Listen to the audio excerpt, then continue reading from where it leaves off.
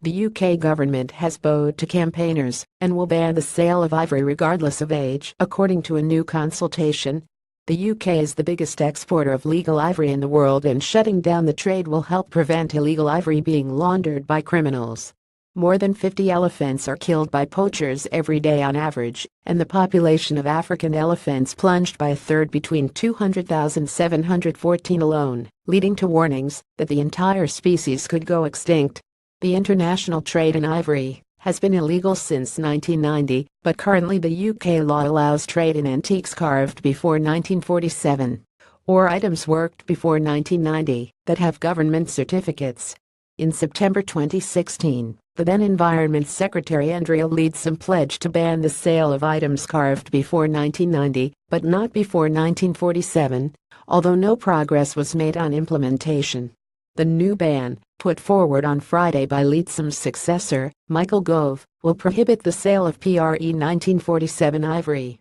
This represents a U-turn and comes as a surprise. The Conservatives removed a pledge on ivory from their 2017 general election manifesto in June that had been in the 2015 manifesto. Gove said the decline in the elephant population fueled by poaching for ivory shames our generation.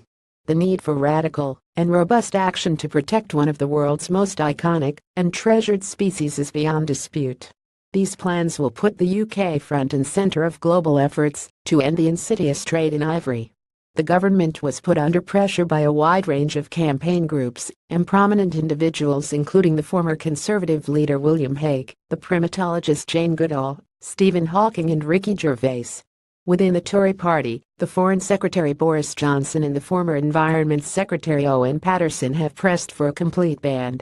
The proposed ban does suggest a number of exceptions for antique ivory items, including musical instruments, items of significant cultural value and those containing only a small amount of ivory, which the government says do not contribute to the poaching of elephants.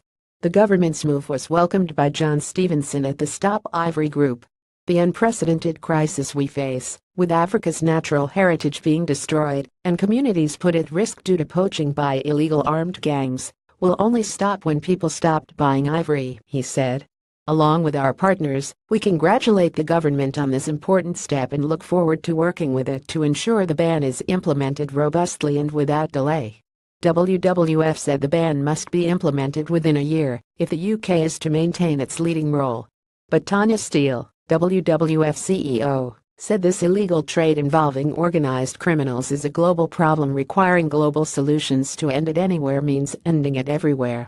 This is about a lot more than banning ivory sales in one country.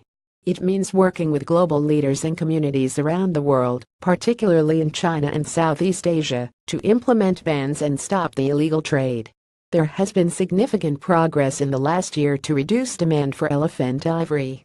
In December 2016, China, home of the world's largest legal and illegal ivory markets, announced it will ban the domestic trade by the end of 2017. In June, Hong Kong, the largest city market for ivory, published a bill to ban the ivory trade by 2021. In October 2018, the UK will host a major international conference on the illegal wildlife trade, bringing global leaders to London to tackle the strategic challenges of the trade. The government's ivory ban consultation will run for 12 weeks, closing on 29 December.